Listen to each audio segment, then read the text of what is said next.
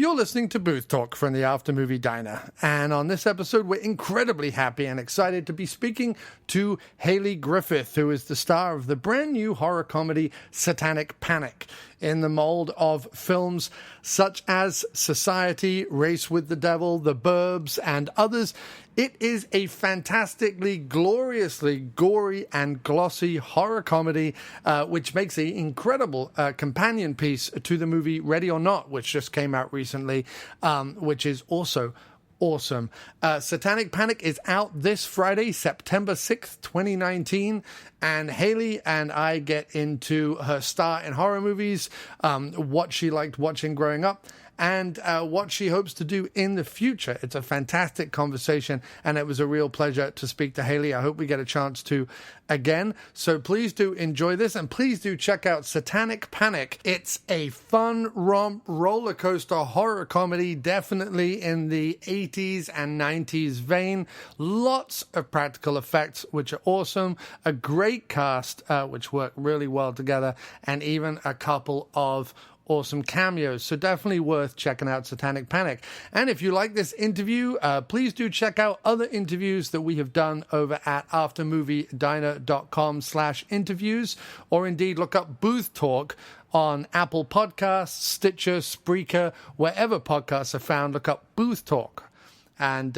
all our interviews are listed there. Booth Talk wouldn't be possible without the fantastic support of our following sponsors. And if you too want to sponsor or support aftermoviediner.com or Booth Talk, please head over to patreon.com, that's patreon.com/After Movie Diner. So after a word from our sponsors, we will go over to this fantastic interview with the star of Satanic Panic, out this Friday, September 6th, 2019, Hayley Griffith. When award-nominated screenwriter Chip Thompson, that's me, hi, was 14, he was mildly obsessed with Buffy the Vampire Slayer, comic books, and a whole manner of geeky pop culture. So he decided to write his own series, centering around what it would be like if he and his best friend and co-host MC, that would be me, were supernatural crime-fighting ninjas in Tokyo. It was as terrible as it sounds, full of plagiarism, clumsy references, and outright stealing of ideas, mixed with its own unique blend of B-movie horror and superhero plots and ideas. Now, 17 years later, Chip and MC read through each episode of this series, much to Chip's chagrin, brought to life with their unique acting skills. Whether you're a Buffy fan or enjoy the works of Garth Marenghi's Dark Place, My Dad Wrote a Porno, The Evil Dead, or you just like to hear a grown man wince at his teenage ramblings, we think you'll enjoy the How I Ripped Off Buffy the Vampire Slayer podcast. Available on iTunes, SoundCloud, YouTube, and Stitcher Radio. You can also find us on Facebook at facebook.com/How I Ripped Off Podcast, or on Twitter at How I Ripped Off.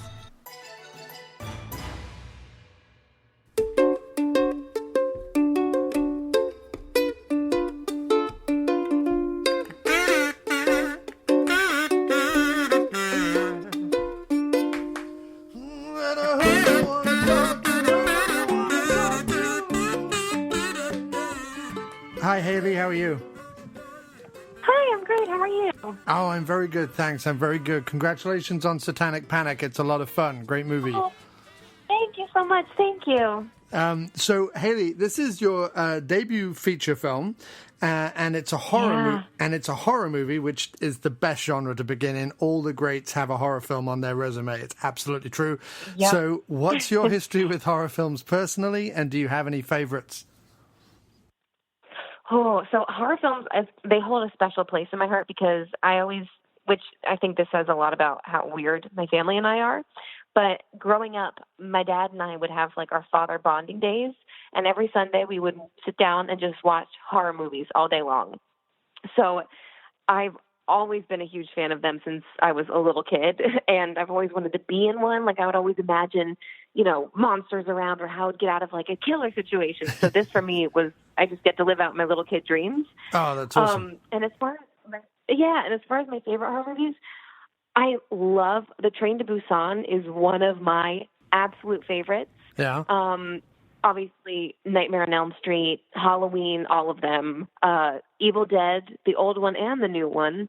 Those are probably some of my top picks. Oh, they're great picks. Great picks. So how did Satanic Panic come to you then, or did you kind of seek it out because that's what you were looking for to work in?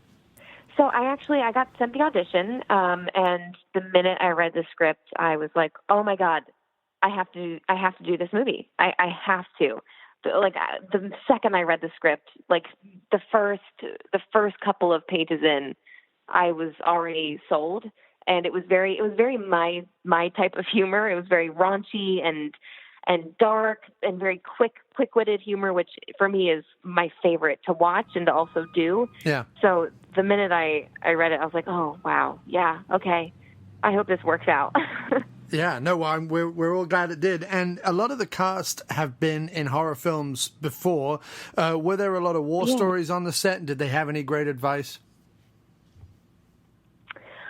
I didn't really hear a lot of war stories, actually, but which is so funny because Jordan Ladd is incredible, and Cabin Fever is also, again, one of my favorite horror movies. That was like one of the first ones I saw growing up. Yeah. So it was just unbelievable to get to work with people like her and Jeff Daniel Phillips, who are just horror legends. And the best advice they gave me was, honestly, they were like, just have fun and enjoy every moment of it, because they're like, that's what horror is. Horror is fun. And they're like, because the more fun you have with it, the easier it'll be for you to do, and the more it'll come across on camera, which was really helpful to hear. Yeah, no, definitely. And, of course, Jerry O'Connell was in Scream 2 as well. He got like an awesome death scene in that as well. Oh, so. Yeah. He's so good. And Piranha, which is also really great. Yeah, of course, and Piranha. So talk about working with Chelsea Stardust. What was her style, and what seemed important to her as a director, both for the actors but also kind of for the shot and for the makeup effects and everything? Working with Chelsea it was a dream. She was one of the best directors I've ever worked with, if not she's the best director. I don't want to, but she is. She was just so incredibly collaborative and was so supportive. Just the amount of support that she would give every day on set, even when you were feeling, anxious about something or, a little overwhelmed. She was always there with great advice and was always open to listen to your ideas about stuff, and which I think is huge because, sometimes directors have very strict ideas of what they want, but she was very open to hearing your ideas. And she had just a great energy on the set, which I think made it even more relaxing and less stressful. Yeah. But she's just an incredible director and is so driven and has such a clear idea of what she wants and gives great advice on what shots will like and in what kind of faces will work best and what kind of reaction shots to get when. And she just had so many brilliant ideas that it just made my job 10 times easier.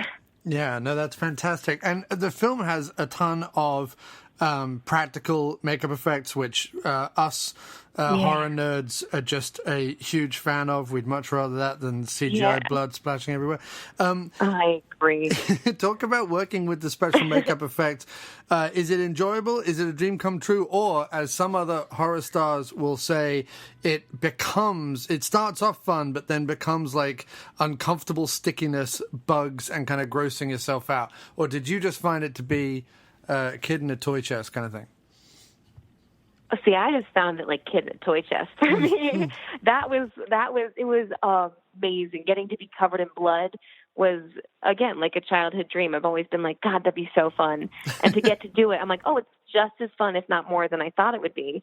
And it also makes your job easier because everything is pretty much happening right there in front of you.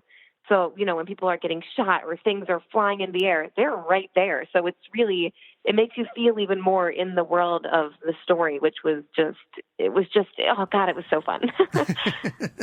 And the film, obviously, along with the horror elements and the gross out elements, is also very darkly comic and balances it nicely with the horror. Talk about, from an actor's perspective, making sure that you kind of hit both moods, but also found that sweet spot.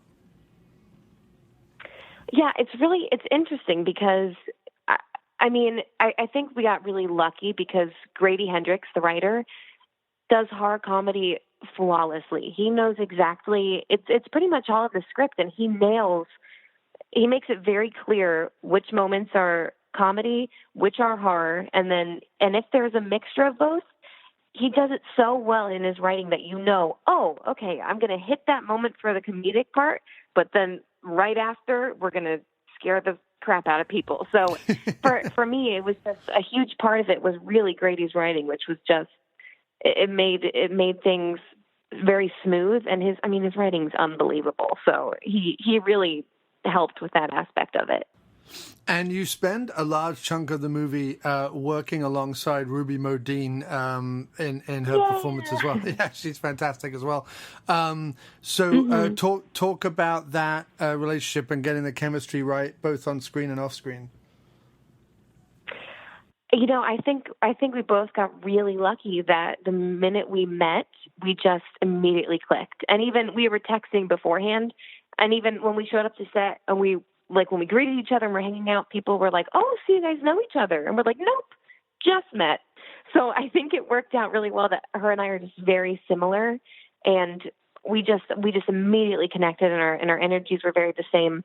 So that was really nice in many ways, and it also helped on set because I think it also helped to portray Sam and Judy's friendship that forms. So to be able to kind of bring our friendship to their friendship was a really great thing to get to do, and she's just the best. Yeah, and I haven't seen the movie with an audience yet. I've obviously only seen the screener. Have you managed to see the film with an audience? I have. I've seen it twice with an audience, but the one that really, it was at the Oak Cliff Film Festival in Dallas, and it's at their beautiful Dallas theater. It's huge, and getting to sit, I sat in the back with the director Chelsea, and it was better than I could have imagined. It's what I hoped that people would react to the film. Just getting to hear people scream and yell and laugh and cheer. It was crazy to get to see it, but people were going nuts for it. And especially all the gross out moments got the reactions that I was hoping it would. Yeah, it's, I've got to imagine that there was the audience erupted when Ruby says that line to you, that kind of empowered, fist pump moment where she kind of says that line and you both kind of go off to kick ass kind of thing.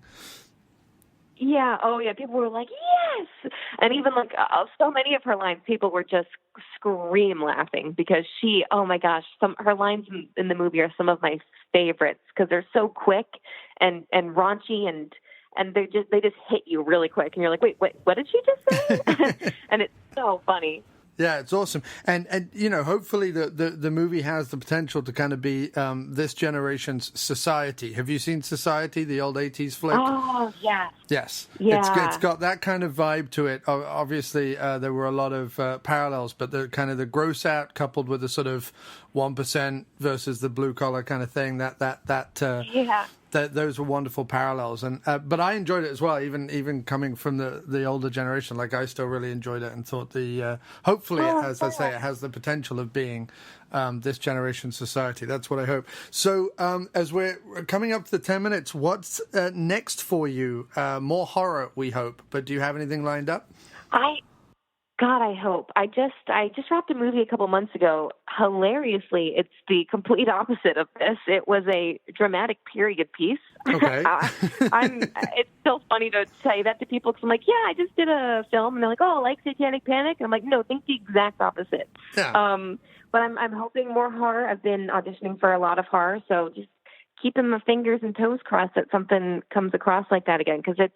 Working in horror is just the greatest. There's nothing like it. Well, Bruce Campbell's second movie was a small, quiet, coming-of-age drama, so don't worry about it. Oh, my gosh. Okay, fingers crossed that's just how this goes.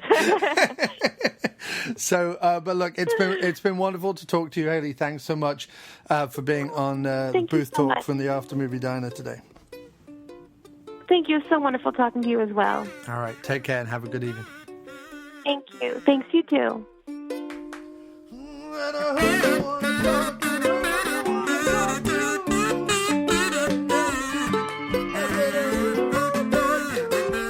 And if you've liked this interview, you can find other interviews like it over at aftermoviediner.com. Like my recent interview with Richard Bates Jr., the director of Tone Deaf. If you haven't seen Tone Deaf, do check it out. Came out on August 23rd. It stars Robert Patrick, and it is absolutely fantastic. We also have interviews with Michael Madsen, with two of the kids in the hall, Scott Thompson and Kevin McDonald, as well as people like Peter Weller, Bruce Campbell, Ted Raimi, Michael Ironside, you name it, we have it. aftermoviediner.com/interviews. Go check them out, read them, listen to them, and enjoy them. Also, if you've enjoyed this show, don't forget to look up Booth Talk on iTunes, Stitcher, Spreaker, wherever podcasts are found, and rate and review us. You can also support the show by going over to patreon.com/aftermoviediner. That's patreon.com/aftermoviediner. Thanks so much for listening. Look forward to our next interview very soon.